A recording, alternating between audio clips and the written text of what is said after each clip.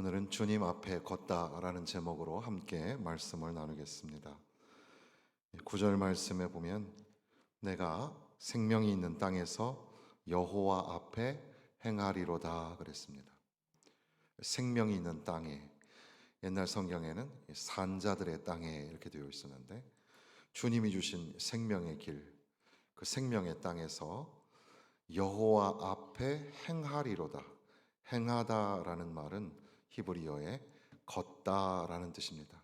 주님 앞에 걷다, 여호와 앞에 행하다라는 말 속에서 주님 앞에 걷다라는 제목을 가지고 함께 말씀을 나누겠습니다. 성경에는 생명의 길과 사망의 길을 우리에게 보여주십니다. 예레미야 21장에 보면 생명의 길, 사망의 길 이런 말씀이 나오고 시편 16편 11절에도 보면 주께서 생명의 길을 내게 보이시리니 주의 앞에는 충만한 기쁨이 있고 주의 오른쪽에는 영원한 즐거움이 있나이다 그랬습니다. 생명의 길을 주께서 우리에게 보여주셨다. 주님과 함께 동행하는 그곳에는 즐거움이 있고 기쁨이 있다. 이것을 우리에게 가르쳐 주십니다. 성도의 삶, 삶이라는 단어와 또 생명이라는 단어, 인생이라는 단어, 이건 다 영어로 the life라고 하는데 삶과 생명 참 중요하죠. 살아가는 삶, 살아있다는 것, 생명이 있다는 것 참 중요합니다. 살아가는 모든 순간 주의 은혜를 알고 감사하면서 살아가야 될 줄로 믿습니다. 예수님께서도 우리에게 생명의 길을 말씀하셨죠. 예수님께서 내가 곧 길이요 진리요 생명이니 나로 말미암지 않고는 아버지께로 올 자가 없느니라. 예수님께서 생명과 길이 되신다고 말씀하셨습니다.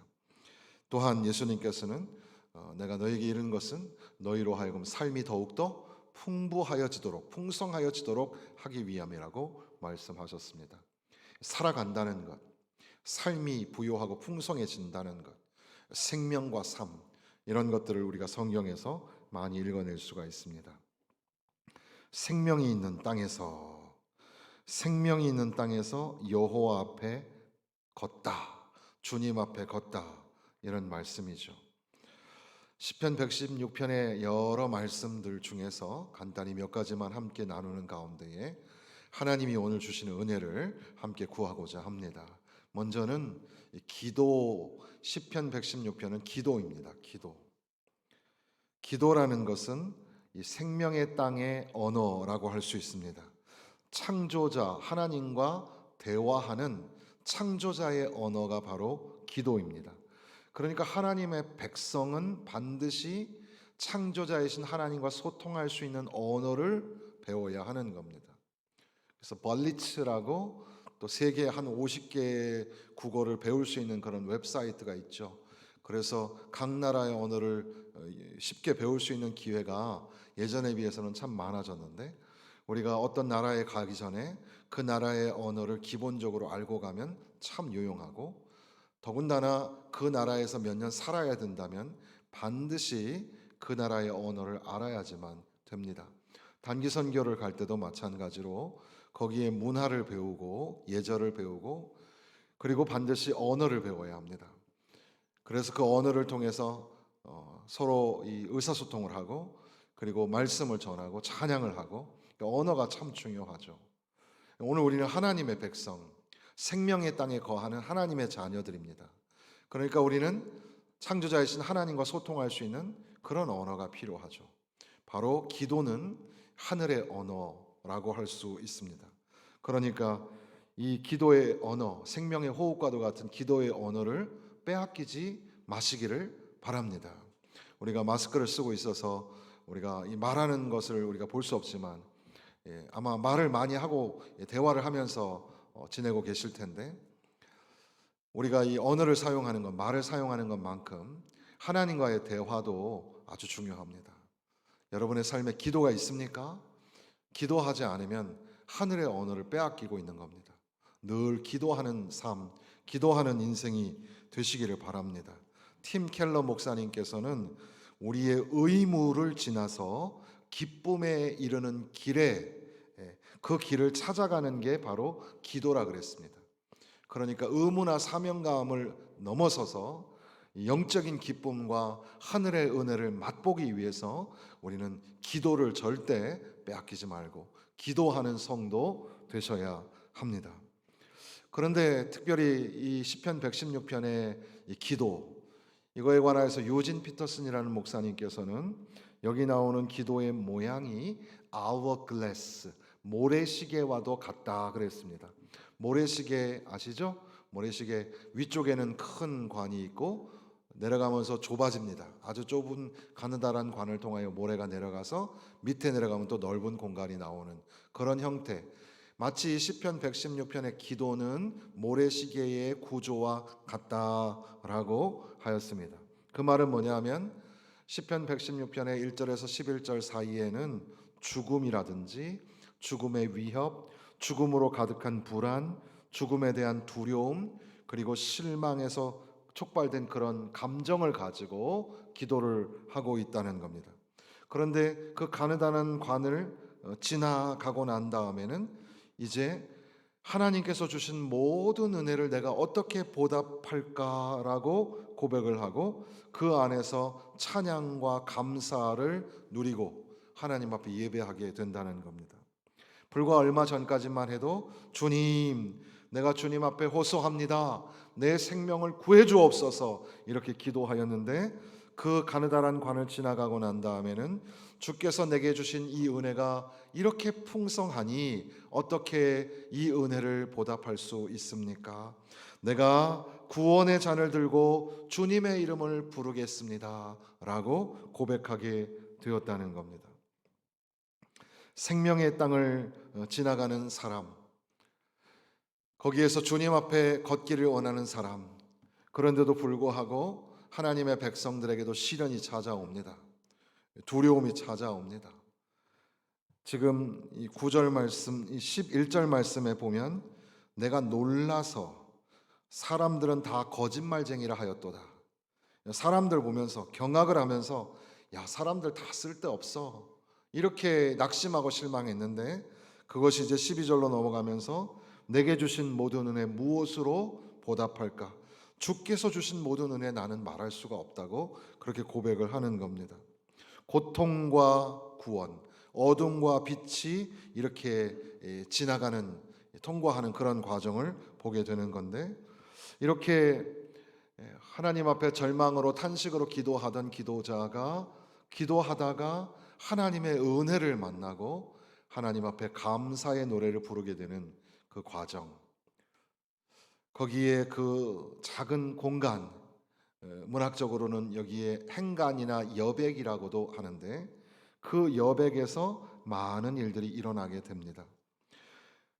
유진 피터스는 이것을 성령의 사역이라고 하면서 이 성령의 거룩한 바람의 사역은 행간의 여백에 있고 그 사역이 중요한데 이것을 우리는 받아들이는 것 외에는 도무지 할 방법이 없다. 그래서 이것이 기독교 신앙의 신비라고 그렇게 소개하기도 합니다. 그러니까 우리는 단지 그 여백 앞에서 멈추고 아무것도 하지 않아도 하나님께서 어떻게 역사하는지를 우리가 알아갈 수 있게 된다라는 거죠. 탄식으로, 고통으로, 절망으로, 두려움으로 하나님 앞에 기도합니다. 깊은 기도, 하늘의 언어를 가지고 기도하다가 도리어 그 가운데서 하나님께서 우리에게 감동을 주시고 하나님의 임재 가운데서 하나님의 은혜가 우리에게 부어지는데 하나님의 은혜가 너무 커서 어떻게 하나님의 주신 은혜를 보답할 수 있을까? 이렇게 변화해지는 그 과정 속에 하나님이 어떻게 우리를 다스리고 어떻게 우리를 주관하시는지를 보아야 한다는 겁니다. 슬픔과 고통의 자리에서도 이 변치 않는 믿음을 가지고 생명의 땅에서 생명의 언어, 그러니까 기도를 가지고 이 가느다란 고난의 길을 통과하면서도 이제 결국에는 하나님의 은혜를 만나고 하나님 앞에 감사와 찬송을 올려드릴 수 있기를 주님의 이름으로 축원합니다. 이렇게 기도라는 단어를 묵상하며 또한 동시에 앞서 말씀드린 것처럼 여호와 앞에 행하다, 이게 걷다라는 말이라고 하였는데 걷는 것, 성경에서 걷는다라는 말이 참 많이 나오죠. 우리 인간은 걷는 존재라고 할 수 있습니다. 그래서 걷는다라는 말이 성경의 헬라어나 히브리어로 아주 많이 나오죠. 지금 여기 구약 성경에도 걷다라는 말들이 여러 번 등장합니다. 그런데 이 할라크라는 말을 시편 116편에 여호와 앞에 행하리로다라는 것은 막 빨리빨리 걷는 거라기보다는 천천히 왔다 갔다 하면서 묵상하면서 여유롭게 돌아다니는 그런 걸음을 우리에게 느끼게 해 주는데, 경치도 구경하고 아름다움도 감상하고 또 자기 영혼과 대화도 하고 친구와 대화하는 것처럼, 그렇게 어떤 사람은 이것을 기도 산책이라고 부르기도 하죠. 그렇게 걷는 것, 주님 앞에서 걷는 것, 목적지를 향해서 막 달려갈 때도 있죠. 그런데 여기선 그런 걸음이라기보다는 천천히 묵상하면서 걷는 그런 걸음, 또 행진하면서 힘차게 걷는다기보다는 힘을 빼고 천천히 주변을 돌아보면서 생각하면서 걷는 거죠. 주님과 동행하면서 걷는 걸음. 인생의 우리의 모든 그 여정을 걷는 거로 표현할 수 있겠는데, 주님의 말씀을 묵상하면서 시편 1편에 보면은 의인은 죄인의 길, 악인의 길에 서지 않고 오직 여호와의 율법을 즐거워하며 그 율법을 주야로 묵상한다 그랬습니다. 묵상하는 것은 되새기는 거죠.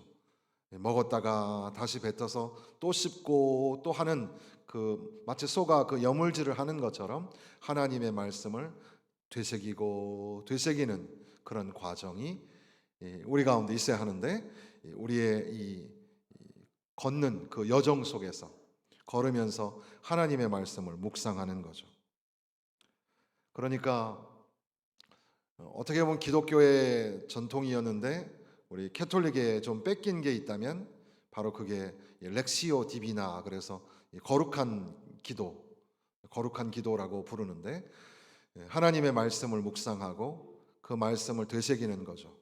그래서 수련회, 그 캐톨릭에서 피정이라고 하는 그 수련회는, 리투릿이라고 하는 수련회는 막 모여가지고 놀고 캠프파이어 하고 막 게임하고 뭐 그런 게 수련회가 아니라, 사실은 하나님의 말씀을 묵상하고 또 묵상하고 침묵 가운데 하나님의 말씀을 또 생각하고, 그래서 그곳에서 하나님께서 나에게 뭐라고 말씀하신지를 듣는 것이, 그게 아름다운 기독교의 전통이었는데, 오늘 우리는 하나님의 말씀을 묵상하면서 천천히 걷는 걸 많이 빼앗긴 게 아닌가 생각하게 되는 거죠.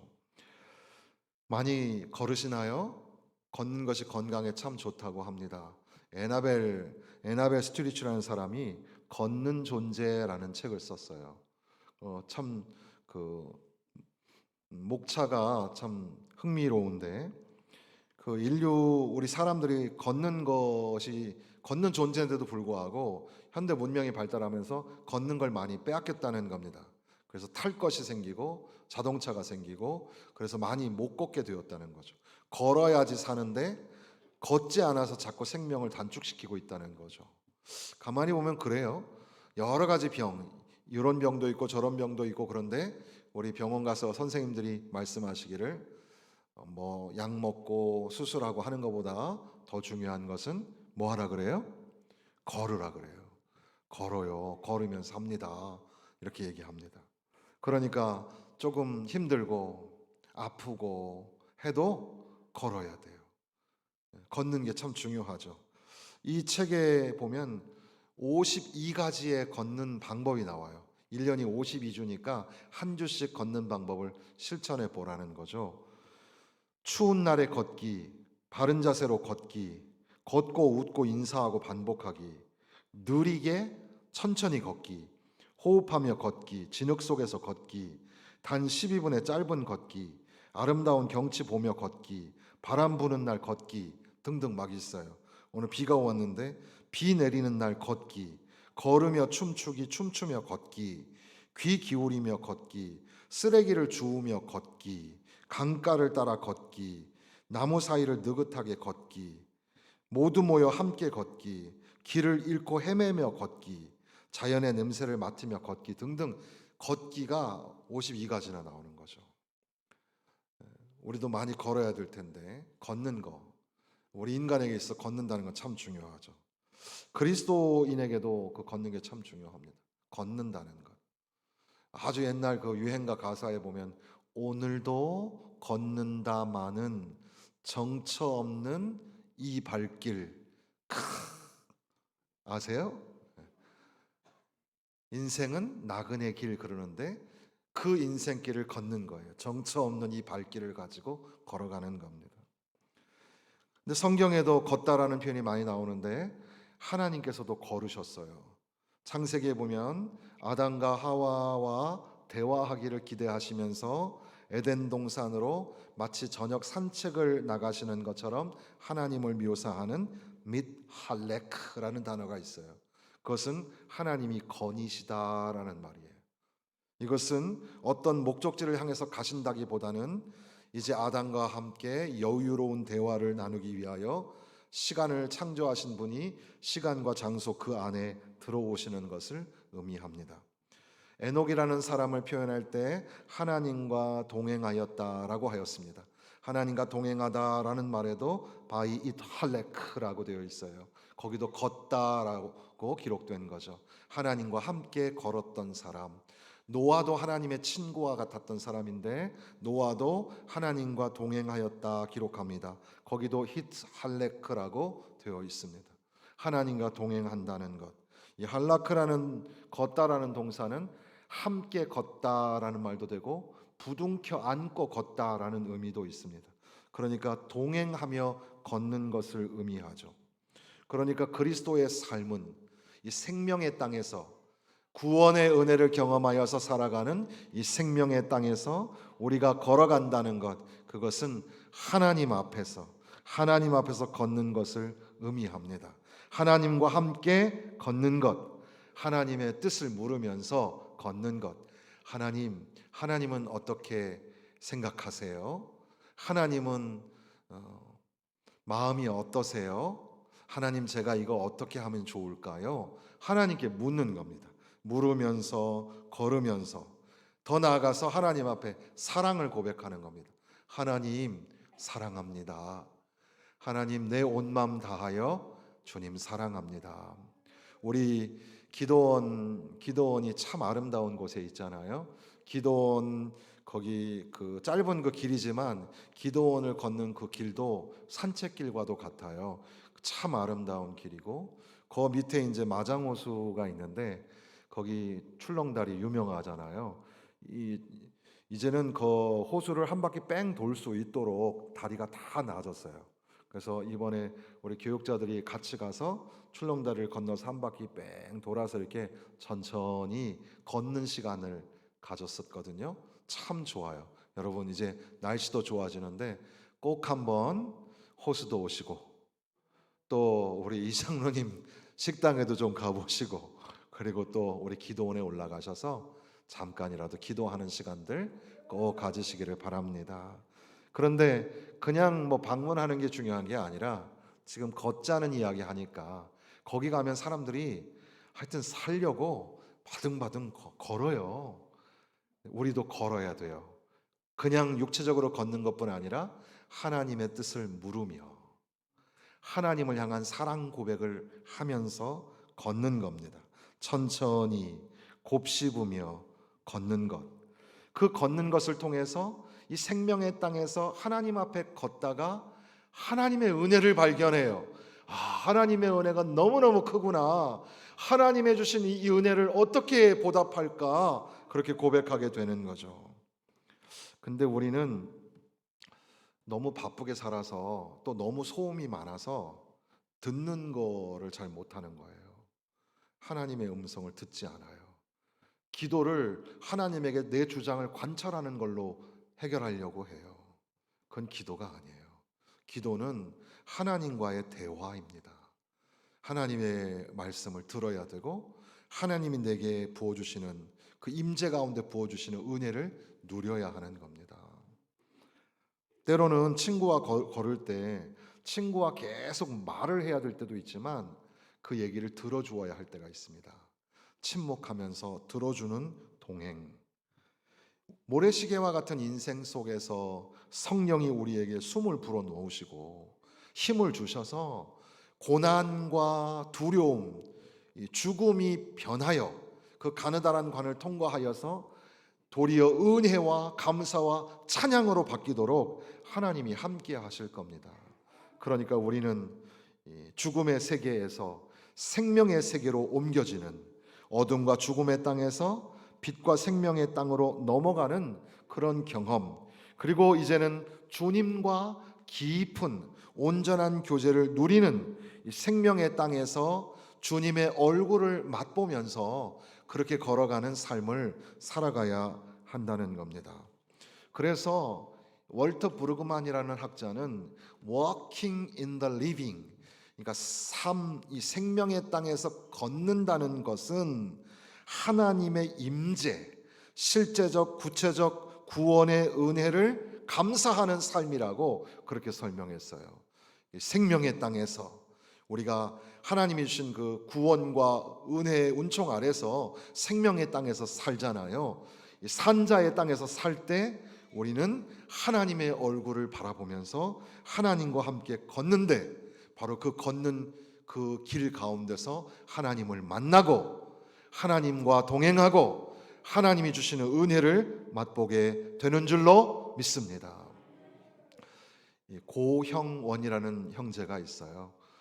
고형원은 오랜 시간 동안 찬양 사역을 하신 찬양 인도자이시죠.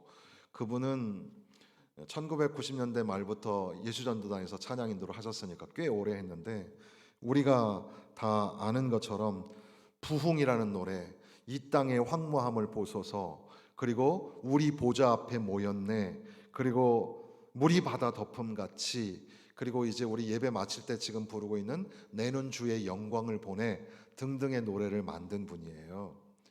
그분이 벌써 이제 한 20년 다 됐죠. 넘었는데 이제 예수전도단에서 이제 그 DTS 제자훈련 학교를 마치고 거기서 이제 제자훈련 간사, 그리고 또 찬양 사역자로 일을 하다가 한 5년간 사역하다가 이제 캐나다 지부로 옮기게 됩니다. 캐나다에 아직 그 지부가 좀 정착을 못하고 있을 때 아직 이제 총각이었기 때문에 거기 가서 한 2년 정도 사역을 돕는 찬양 사역자로 일을 하려고 이제 캐나다에 가게 된 거죠. 포부가 꽤 컸어요. 그래서 내가 헌신함으로 인하여 이 캐나다 이 지역에 정말 하나님의 나라가 임하게 해달라는 그런 마음을 가지고 갔는데, 2달, 3달이 지나면서 가슴이 막 답답해 오고 빨리 한국으로 돌아가고 싶다, 그런 생각이 드는 거예요. 왜냐하면 수천 명 앞에서 찬양 인도하던 자기가 이 사람들에게 정말 생명의 복음을 전하는 그런 귀한 일들을 감당하려고 왔는데, 와 보니까 자기 생활의 그 부족함, 연약함으로 도리어 이 사람들에게 누를 끼치고 있다는 생각이 더 많이 들기 시작한 겁니다. 그래서 차마 이러지도 못하고 저러지도 못하면서 하나님 앞에 기도하죠. 하나님, 제 삶에 좀 찾아와 주세요. 제가 주님을 위해 살고 싶지만 저의 연약한 모습을 보게 되면서 안타깝기만 합니다. 그렇게 늘 기도를 드리게 되는 겁니다. 그 다음엔가 그 단기 선교를 준비하던 때였던 것 같은데, 그때에 이제 이제 예수전도단의 그 간사들이 묵고 있는 그 아파트 그 근처에 공원이 하나 있습니다. 테일러 크럭이라는 그런 공원이 있는데, 조그마한 공원이죠. 그러니까 산책로가 있는 거예요. 풀과 나무들이 있고 녹색으로 울창하게 덮여 있고 울긋불긋 가을에는 단풍이 물드는 전형적인 그런 캐나다의 아름다운 모습을 가진 그런 공원이었는데, 거기 그 산책길을 이 사람이 매일 그 숲길을 걸으면서 주님과 함께 동행하는 시간을 갖습니다. 천천히 걷는 거죠. 바쁜 일이 없으니까 천천히 걸으면서 찬양하면서 묵상하면서 그렇게. 저도 영국의 그 런던의 그 3존하고 2존 사이에 붙어 있는 그 핀즈베리 파크라는 동네에 살았거든요. 거기에도 핀즈베리 파크라는 자체가 공원이니까 공원이 아주 큰 공원이 있습니다. 거기 밤중에는 뭐 위험해서 들어갈 수도 없는 곳인데, 그 낮에 조용할 때 그 그냥 넓은 그 잔디가 펼쳐져 있는 그런 곳에서 천천히 걸으면 시간이 다 멈추어진 것만 같은 그런 때도 있거든요. 이 사람이 아마 그렇게 천천히 걸으면서 묵상하고 찬양하는 그런 시간을 갖는데, 한참 가다 보면 이제 조금 언덕이 하나 나와요. 언덕이 나오는데 사람들은 그 언덕으로 올라가지 않고 그냥 지나가곤 하죠. 근데 이분은 그 언덕을 올라가서, 아무도 오지 않는 그 언덕에 올라가서 하나님 앞에 찬송을 부르고 기도를 하고 또 거기를 이제 반환점 삼아서 돌아오게 되는데, 그 언덕의 이름을 자기가 이름을 붙이기를 소망의 언덕, 기쁨의 땅이라 이렇게 부른 거예요. 그래서 하나님, 이 소망의 언덕, 기쁨의 땅에서 내가 주님의 은혜를 만납니다. 그래서 작은 메모를 하나 하는데, 주님의 사랑과 은총의 빗물이 내 영혼을 촉촉히 적시오니 기쁨의 땅 소망의 언덕에서 내 영혼이 즐거이 부르겠습니다. 그런 메모를 남기죠. 그리고 사실 이 형제의 문제가, 그 당시의 문제는 결혼 문제였어요. 오늘 우리 교회에도 결혼을 앞두고 있는 청년들이 많이 있는데, 좋은 배필을 만날 수 있도록 우리 함께 기도해 주어야 되겠습니다. 결혼에 대해서 한 번도 생각을 못 하고 이제 찬양 사역을 많이 하고 하다 보니까 좀 이제 늦가기 총각이 된 거죠. 30이 이제 다 됐으니까. 그래서 하나님 앞에 처음으로 그런 기도를 드렸대요. 하나님 사랑합니다. 내가 혹시 하나님보다 더 사랑하는 사람이 생긴다면 결혼하지 않겠습니다. 그렇게 야무지게 그렇게 기도를 올린 거예요, 하나님 앞에. 그런데 한 달이 안 지나서 하나님이 그 마음속에 이 산책길을 걷는 중에 하나님이 말씀하시기를 내가 너의 결혼 준비를 하고 있다, 이렇게 말씀하시더래요. 그러고 난 다음에 또 한 달여 지났을까 한국에서 연락이 왔는데 소개해주고 싶은 귀한 자매가 있다.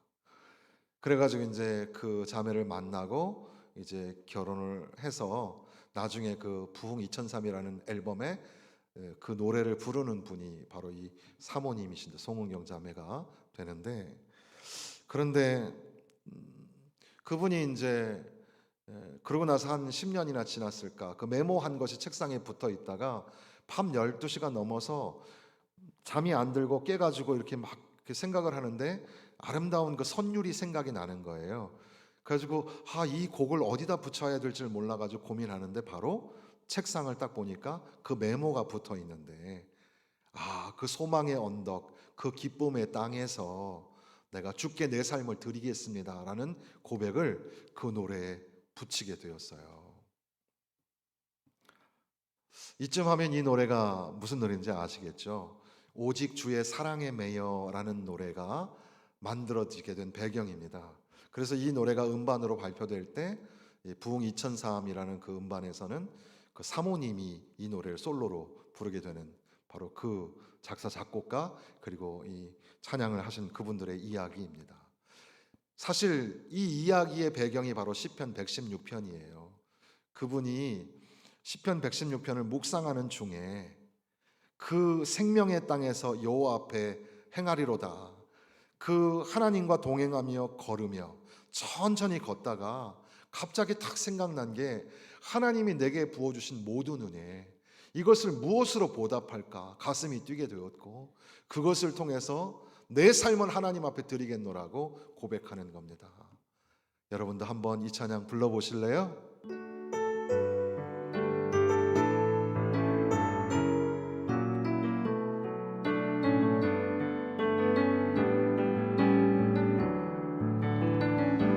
오직 주의 사랑에 매여 내 영 기뻐 노래합니다. 이 소망의 언덕 기쁨의 땅에서 주께 사랑드립니다. 오직 주의 임재 안에 갇혀 내 영 기뻐 찬양합니다. 이 소명의 언덕 거룩한 땅에서 주께 경배드립니다. 주께서 주신 모든 은혜 나는 말할 수 없네. 내 영혼 즐거이 주 따르렵니다. 주께 내 삶 드립니다. 주께서 주신 은혜, 주께서 주신 모든 은혜 나는 말할 수 없네. 내 영혼 즐거이 주 따르렵니다. 주께 내 삶 드립니다.